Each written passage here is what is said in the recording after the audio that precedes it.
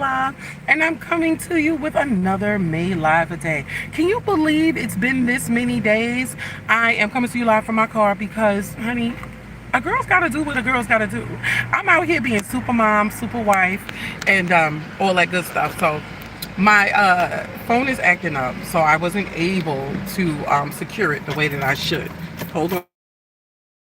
Toasty up in here because I got to roll these windows up to get rid of all of the feedback and the sound from the streets of New York.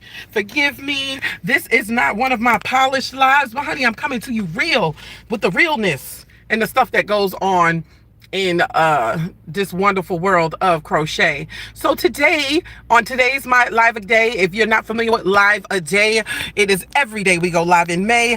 This wonderful program, this wonderful thing was founded by the wonderful Yolanda Jordan and hey Tony, the wonderful Yolanda Jordan, and she came up with the idea of going live every day in the month of May when we were doing it over on Periscope. So we're about maybe 4 or 5 years in, I think. But anywho, today's prompt, I don't even know what today's prompt is, but it doesn't matter because today we are going to talk about frequent questions that people ask me as a crochet master. And now if you're saying to yourself, girl, I don't know who you are, who is you? Well, my name is Lala, aka La-Shonda Rice. I'm the owner and doll designer of the Christian Crochet Addict. I crochet beautiful dolls in all shades of brown, from the lightest light to the darkest dark. I am also an author of some beautiful children's books. Go ahead and check it out. When this live is over, I will have that information in my description box, darling. So let's just go ahead and get this crochet party started. If you haven't shared this live, you need to do so. And let's just talk about it. Reading patterns. A lot of people always talk to me and ask me, how do you read patterns? Okay, there's no direct answer when it comes to this. I'm going to be honest with you. I could not read patterns until maybe about 4 or 5 years ago. I still have difficulty with reading patterns. But this is the thing that you need to know about when you're reading patterns. Is understanding that each pattern comes with abbreviations. There are two types of patterns. There is written in US terms and is written in UK terms, United Kingdom terms. Make sure that you know and understand which one is which. They are not the same. What we consider a double crochet, UK does not consider that a double crochet. Please keep that in mind. So understand that each pattern always have abbreviations. It's usually located at the top of the pattern, at the beginning of the pattern. Someone may put it at the bottom for whatever reason, or it may be off on the side in a box. Just know that every pattern usually comes with abbreviations, unless you are like myself. What I did with my first crochet patterns is I wrote in plain English. I wrote in plain English so that the person could understand what it is that I was trying to tell them, because I was thinking of a beginning crocheter that didn't understand how to read patterns. Since then, I've gotten better with that, because to be honest with you, when you use the full term and you don't use abbreviations, you will have pages on pages of a pattern. And who wants to, travel with so many pages to a pattern when you're trying to create on the go? The next thing is someone asked me, the tension. Please excuse me. I have one of my nephews coming in the middle of this live.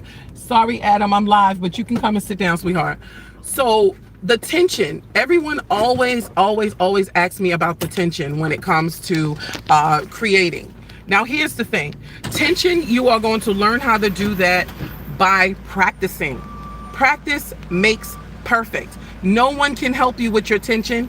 That's something that you're going to have to learn on your own. It's something you're going to have to dedicate yourself to. Like everything, practice makes perfect.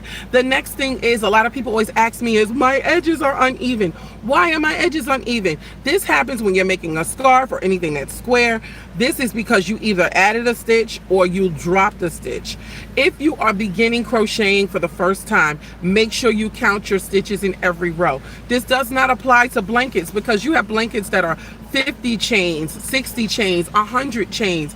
Obviously, you don't want to count each row. Just pay attention and make sure that you're not dropping a stitch or missing a stitch. When you become a beast, when you perfect your craft, honey, you can watch Netflix and you can be paying attention to the TV and crocheting along. Don't do that in the beginning. Pay attention to every stitch when you first start crocheting. Get a rhythm.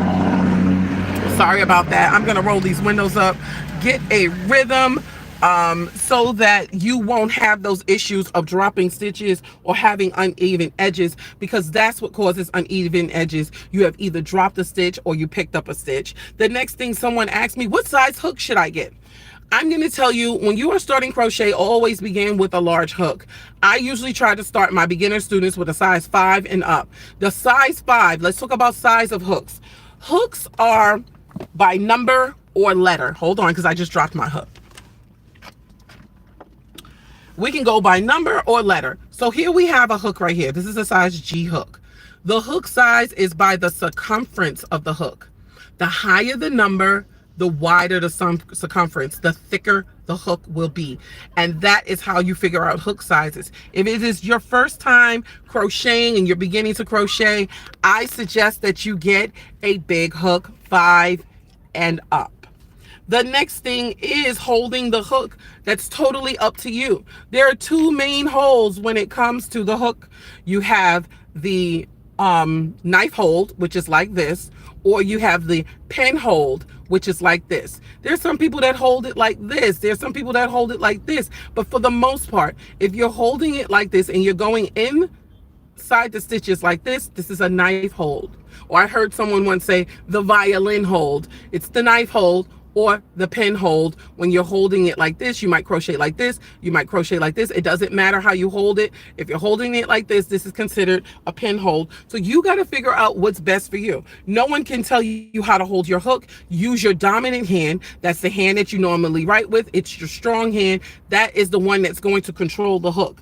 I'm going to hurry up and wrap this up because, honey, it's hot with this window rolled up. And when I turn the AC on, you probably won't be able to hear me. Yarn weight.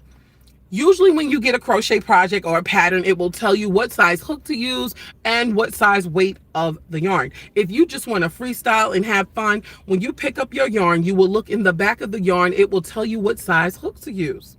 Okay, so that's what you're going to go by. As you perfect your craft, as you get better, you are going to use whatever hook you are comfortable with. There's no right or wrong way to do it. If you find that it keeps falling off the stitches, perhaps your hook is too big, perhaps your hook is too small, you have to figure that out yourself, as well as your tension. Practice makes perfect. And last but certainly not least, someone said to me, what is worsted weight yarn? I don't get it. Worsted weight yarn just means it's 4-ply. What does 4-ply mean? That is the thickness, not the weight. If someone says, what's the weight of the yarn? They're asking you, how many plies is it? How many strands are roped together to form that yarn? And that's all I have for today. So again, my name is Lala. I'm the owner and doll designer of the Christian Crochet Addict, and this was a quick wrap up. Come on in, sweetie. Come in. Okay. How do I open the door? It closed on your hand? You closed on your hand? Yes. How did you do that?